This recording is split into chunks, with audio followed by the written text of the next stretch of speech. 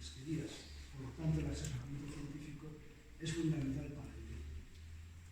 Y unido a una campaña de evaluación de la cigala, que es un recurso al que antes nos dirigíamos, ahora tenemos restricciones importantes de los centros científicos del Instituto Superior de Oceanografía de Cádiz y de Vigo, pues dos mujeres que participaron en esas campañas con una larga trayectoria en los centros oceanográficos donde desarrollan su trabajo, así como otra persona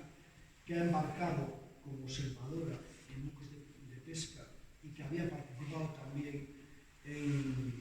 durante la campaña para hacer el seguimiento